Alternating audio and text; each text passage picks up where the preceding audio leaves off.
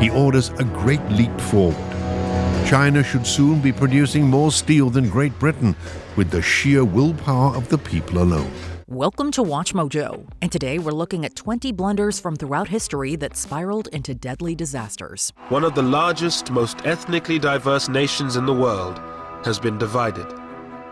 One country will now become two: India and Pakistan. The Halifax Explosion. It was the deadliest game of chicken in Canadian history. It brought a city to its knees in an instant. 2 square kilometers of Halifax simply obliterated by the largest human-made explosion prior to Hiroshima. On December 6, 1917, the French munition ship SS Mont Blanc steamed into Halifax carrying over 2,800 tons of explosives. A Norwegian vessel was steaming through the harbor in the opposite direction. By the time they met in the Narrows, each ship's evasive maneuvers only brought them closer together. They collided. The crash lit a fire, and within minutes, the Mont Blanc detonated with the force of 2.9 kilotons of TNT. It was the largest human-made blast before Hiroshima. The explosion obliterated Halifax's Richmond district, killing nearly 2,000 people and injuring 9,000 more. A tsunami surged through the harbor, and windows shattered up to 50 miles away. There were many never even found because there was a tsunami, a wave of water that came up the shore on both sides and washed away numbers of people who were never seen again. The Soviet invasion of Afghanistan. On Christmas Eve 1979, Moscow made a huge miscalculation. The Soviet Union invaded Afghanistan. And here is the old guard: Ustinov, Minister of Defense; Andropov, head of the KGB; and Gromyko, Minister of Foreign Affairs. It was their decision, and theirs alone, to commit the Red Army to this disastrous enterprise. The Soviets hoped for a quick intervention to prop up a struggling communist government. Instead, they stumbled into a decade-long quagmire. Soviet troops unleashed scorched earth tactics, bombings, and landmines that scarred the country and its people. The war tore Afghanistan apart. Villages were destroyed, millions fled as refugees, and daily life collapsed under occupation. It also became one of the Cold War's bloodiest proxy wars. The U.S. armed the Mujahideen to fight and outlast one of the world's greatest superpowers. By the end, at least 500,000 Afghan civilians were killed, with some estimates running far higher. Millions more were displaced, and the USSR had bumbled into its own Vietnam. And today, the never-ending conflicts still continue in Afghanistan, a land known since time immemorial as the graveyard of empires. It was the war that changed the world, and was the starting point for yet another war. Escalation in Vietnam by LBJ. In 1965, President Lyndon B. Johnson made one of the most fateful decisions in American history: increasing U.S. troop levels in Vietnam. Johnson would use this incident to acquire the power to make war in Vietnam whenever and however he would choose.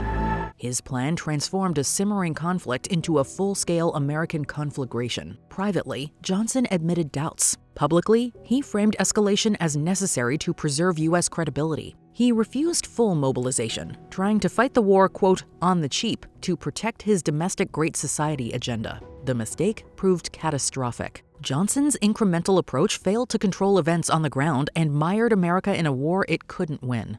Oh, yes, we've chosen to leave, but we've chosen to leave because it's no longer defendable with the resources that we have chosen to commit, and the limits that we have put on our involvement in South Vietnam. More than 58,000 Americans were killed before the war's end. Estimates of Vietnamese deaths range from 1 to 3 million. The war left Southeast Asia devastated and Americans' trust in government shattered. The Battle of Teutoburg Forest. Rome believed Germania was subdued. That delusion cost them 3 legions. In 9 CE, General Publius Quintilius Varus marched 15 to 20,000 men into unfamiliar forests. He placed all of their lives in the hands of his Germanic ally Arminius. Arminius was undoubtedly the liberator of Germania.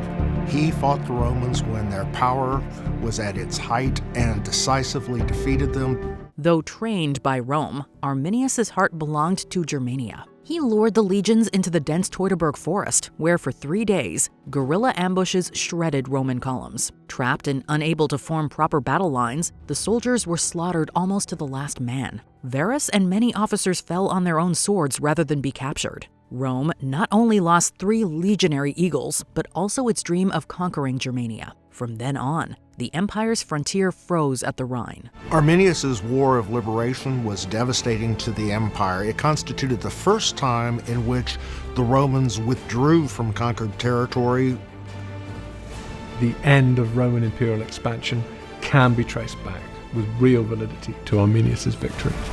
The Irish Potato Famine. When a potato blight hit Ireland in 1845, it could have been a crisis the British government mitigated. Instead, catastrophic policies turned a famine into a man-made catastrophe. In 1846, the blight returned, and that year destroyed almost the entire crop, leaving millions of poor Irish people to face starvation. London clung to laissez-faire non-interference. They continued to export Irish grain and livestock even as millions starved. Efforts at relief were bungled, underfunded, or withdrawn far too quickly. The resulting devastation was massive. The scars are still felt in Ireland today. Over 1 million people died, with another million emigrating out of sheer desperation. Even today, in the 21st century, Ireland has still not returned to the population levels of 1845.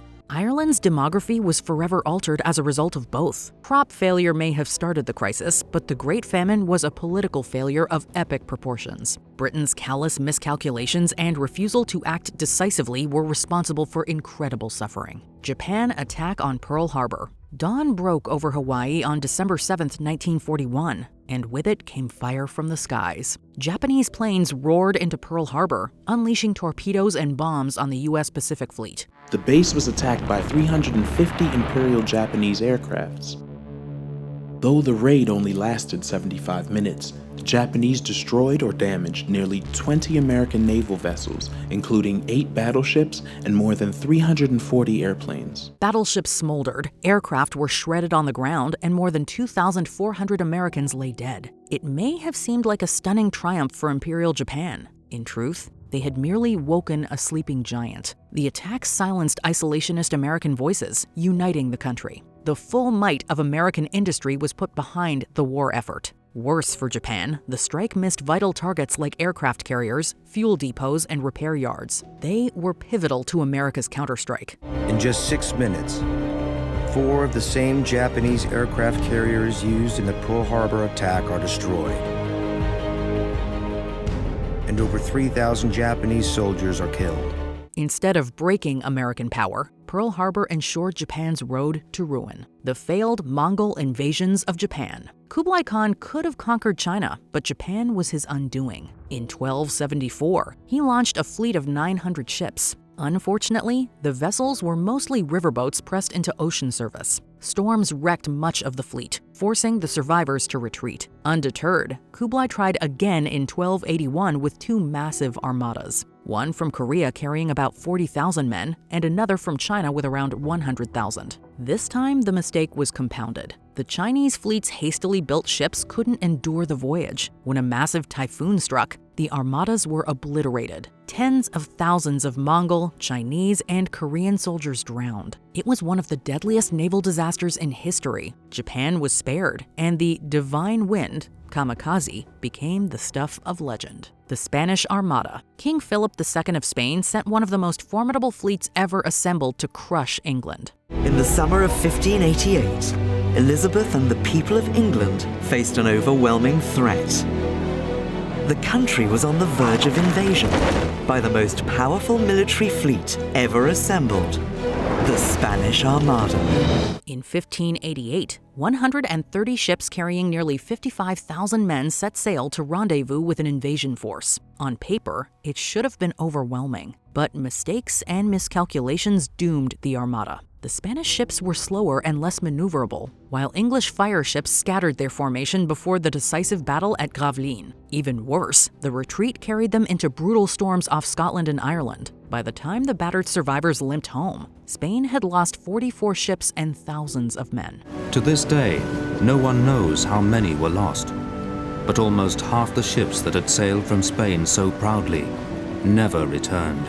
The invincible Armada proved anything but. and its defeat marked the beginning of England's rise as a naval superpower, the Fourth Crusade. Pope Innocent III called the Fourth Crusade to reclaim Jerusalem. Instead, it ended with Christianity's deadliest own goals. Venetian scheming and Crusader greed diverted the expedition from Egypt to fellow Christian cities. In 1202, they sacked Zara in Croatia, a Catholic city, earning excommunication. By 1204, their eyes fell on the jewel of the region, Constantinople, the capital of the Byzantine Empire and supposed ally. The city was stormed, looted, and burned. Thousands of Byzantines were slaughtered, churches desecrated, and treasures hauled back to Venice. The empire was carved up, leaving Byzantium fatally weakened. When the Ottomans finally returned in 1453, they finished the job. Legend holds that Constantinople fell after another deadly error. The city guards accidentally left the Kerkoporta gate unlocked. Russia invades Ukraine. 8 years after annexing Crimea in 2014, Russia followed up with a full-fledged invasion of Ukraine. Vladimir Putin expected the war to end in a matter of days or hours. Instead, it is still dragging on. The death toll of Russian troops is staggering. Some estimates suggest that around 1 million soldiers have been killed or wounded. Many of the casualties are now older fighters with little or no training. Significant numbers have also been recruited from prisons. The attrition rate has forced Russia to conscript new fodder for the war machine. Economically, Russia faces severe sanctions and a crippling recession. Russia has been forced to seek economic aid and military armament from China and North Korea. Western aid to Ukraine has allowed their military in 2024 to launch the first significant military incursion into Russian territory since World War II. Video shows a Ukrainian soldier driving through the bombed-out Russian countryside unchallenged, then celebrating driving back a Russian tank. Welcome to Ukraine. The Wanggongchang explosion. Gunpowder has been used by China since the 9th century. Early Chinese alchemists were trying to create a potion for immortality. Instead, what they created was a flammable powder that burned down many of their homes. Despite centuries of use and refinement, Beijing officials were criminally negligent in the spring of 1626. It never seemed to occur to anyone in power that the center of a densely populated city wasn't the best choice for storing volatile materials. Late on the morning of May 30th, for reasons which remain unclear, the Wanggongchang armory exploded. Everything within 4 square kilometers was all but obliterated, and debris was launched across the length of the city. Somewhere between 20,000 and 30,000 people were killed, and large swaths of the city were utterly destroyed. The American invasion of Iraq. My fellow citizens, at this hour, American and coalition forces are in the early stages of military operations to disarm Iraq, to free its people, and to defend the world from grave danger. The 2003 U.S.-led invasion of Iraq was driven by the deadly combination of misleading claims and poor assumptions. The U.S. government convinced their allies that Iraq possessed weapons of mass destruction and had links to terrorism. There was no link between 9/11 and Iraq, so the Bush administration began manufacturing justifications. The Bush administration's assertions were later proven false. No WMDs were ever found, nor was any evidence linking Iraq to al-Qaeda. By some estimates, the invasion led to over 1 million deaths and casualties, as well as widespread destruction and regional instability. The U.S. invasion also ultimately played a crucial role in the rise of ISIS. The economic cost to Americans is hard to pin down, though some experts believe that the war cost taxpayers between $1 and $2 trillion. It changed the entire Middle East. In fact, it changed much of our world forever. A mistranslation may have caused America's nuclear attacks. The U.S. had a choice: an invasion of Japan requiring 1 million troops or a top-secret weapon. The Japanese were given an ultimatum: surrender or suffer dire consequences. After the fall of Hitler's Germany, the Allies issued the Potsdam Declaration demanding Japan's unconditional surrender. The declaration came with a warning: refusal would result in, quote, prompt and utter destruction. The culture of Imperial Japan couldn't tolerate public consideration of surrender. They responded with a statement including the word mokusatsu. The Allies interpreted this as an outright rejection of the Potsdam Declaration. Mokusatsu, they believed, meant to ignore with silent contempt. They acted accordingly, dropping 2 nuclear bombs. When we came back after the surrender, We came back to the same area, and the whole city was completely flat. It was really devastating to see. However, some believe Foreign Minister Togo was counseling circumspection and patience. He hoped that the Soviets would mediate a better deal. In the years after the nuclear attack on Japan, people have argued that by mokusatsu, Japanese leaders just meant, quote, withholding comment. Truman claimed he never lost a night of sleep over his decision, and to this day the United States has never apologized for it. Still, the horror of Hiroshima and Nagasaki firmly cemented atomic bombs as the world's weapons of absolute last resort. Moctezuma II welcomes the Spanish. Cortez's legacy is a complex one. On one hand, he is the conqueror of Mexico. He brought and extended the Spanish Empire. But from the indigenous point of view, he was a mass murderer. Moctezuma II, the Aztec emperor, received Hernán Cortés and his conquistadors in 1519 with a mix of curiosity and apprehension. According to some historians, Moctezuma, influenced by a prophecy suggesting that a god would return in the form of a pale-skinned man, initially saw the Spaniards as divine. Cortés, he thought, could be the incarnation of the Aztec god Quetzalcoatl. He sought to appease them by offering gifts and hospitality, believing this would prevent conflict. Cortés was motivated by these treasures and continued towards the city. He later wrote, Moctezuma came to greet us, and with him some 200 lords, all barefoot and dressed in a different costume. Instead, his decision invited invasion. Cortés and his men exploited Moctezuma's hospitality to gather intelligence, gain political leverage, and incite dissent among the Aztecs. The Spaniards spread disease and formed alliances with rivals to the Aztecs. This alliance would be crucial for Cortés, as the Tlaxcalteca helped him navigate the landscape, served as translators, and urged the defeat of Moctezuma. Combined with their superior weaponry, they easily conquered the Aztec Empire completely by 1521. The wrong turn that triggered World War I. From a pistol shot at Sarajevo, the first of the great modern world wars exploded.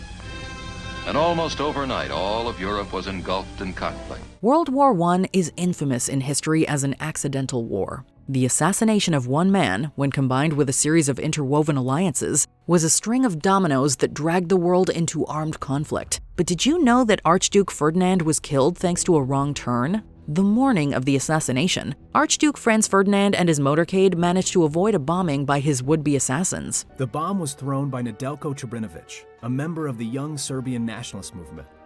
There are a few injuries, but Ferdinand and his wife are unharmed. They continued their day until his driver accidentally made a wrong turn. He attempted to pull the car back in reverse, stalling the car. Unfortunately, he did so right in front of Gavrilo Princip, who happened to be on that wrong street at a cafe, and took advantage of the situation to shoot Ferdinand. As the crowd tries to subdue Princip, the Archduke and his wife are left bleeding in the car. Insulting Genghis Khan. Genghis Khan's legacy today is his reputation as a great conqueror and ruthless ruler. Under him, the Mongols were able to sweep out of Central Asia and take over most of the known world. Genghis Khan knew that diplomacy was as useful a tool as conquest. To that end, in response to the killing of a caravan of his merchants in Khwarezm, Khan sent a diplomatic mission to Shah al-Din Muhammad II of the neighboring Khwarezmian Empire. His envoys were not greeted warmly. The Shah, ruler of a vast empire, dismissed the power of the Mongols. He accused the envoys of espionage and had them executed. The Great Khan did not take this slight well. He launched a savage and devastating campaign against the Khwarezmian Empire. He systematically pulled Khwarezm apart battle by battle and city by city. 50,000 Tajik infantry poured out of the city to meet the Mongols, but resistance was futile. The war ultimately decimated the population. As a result, the empire was brought to utter ruin by 1221. The Shah managed to escape his Mongol pursuers only in the spring of 1221 to die a broken and defeated man on a remote island in the Caspian Sea. The Taiping Rebellion. It began with a failed exam candidate who claimed he was the brother of Jesus. It ended with mountains of corpses. Hong Xiuquan's fanatical movement built a breakaway kingdom and went to war with the ruling Qing dynasty. His Taiping Rebellion tore through China for 14 years, and the cost was almost unimaginable. At least 20 million people were killed before it ended. Some estimates climb much higher. Historians across the board agree it was the bloodiest civil war in human history.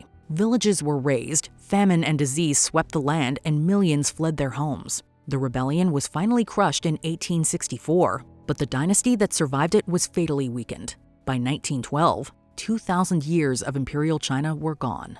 Stalin's terror famine. In terms of ruthlessness, bloodlust, Stalin remains one of the greatest villains of the 20th century. To this day, the Holodomor is considered one of the greatest tragedies of Ukrainian history. A term meaning death by starvation. It was genocide. From 1932 to 1933, Joseph Stalin pushed a brutal campaign of forced collectivization and grain requisitioning in Soviet Ukraine. Unfortunately, the country was already in the middle of a food shortage, exacerbated by Stalin's policies. Records show the Soviets took over 4 million tons of grain from Ukraine alone in 1932.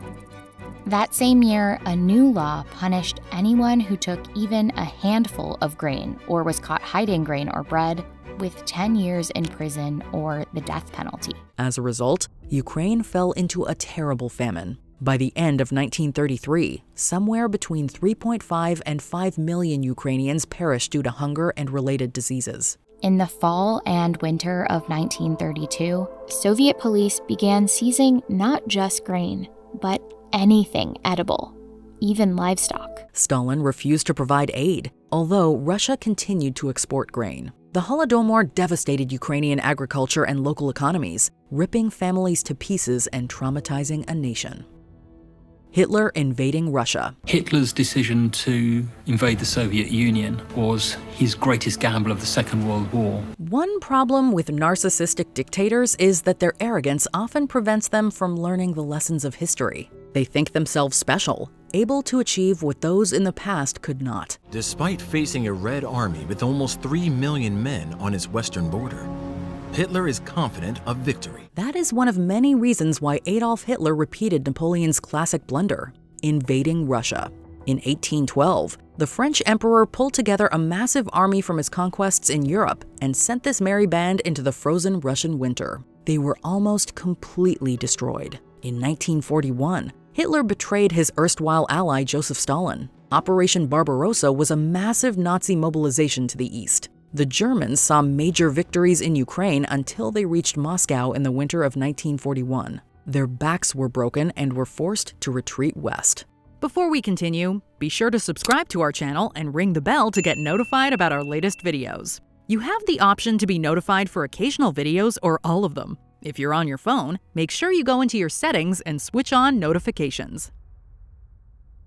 Mao's Great Leap Forward. His radical policies had devastated the country and triggered the deadliest famine known to human history. Mao Zedong's Great Leap Forward, launched in 1958, aimed to rapidly industrialize China, forcing workers in the countryside to farm crops on government-run communes, and millions more to manufacture crude steel in homemade blast furnaces. Like Stalin before him, Mao embarked on a massive forced collectivization effort and large-scale agricultural and construction projects like dams. The campaign was a disaster. Mao's production targets were utterly unrealistic. The Chinese people were being forced to work tirelessly on land they once owned themselves, and they were starting to lose morale. Mao led his nation into the jaws of a deadly and widespread famine. The deaths caused by the Great Leap Forward are estimated to be somewhere between 15 and 55 million people. This failed effort hampered China's economy and agricultural output for decades. The impact was even felt in 1975 with the Banqiao Dam disaster.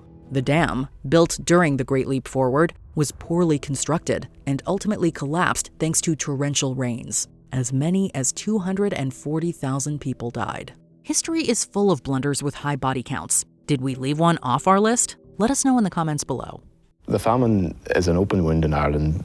It is a glaring wound.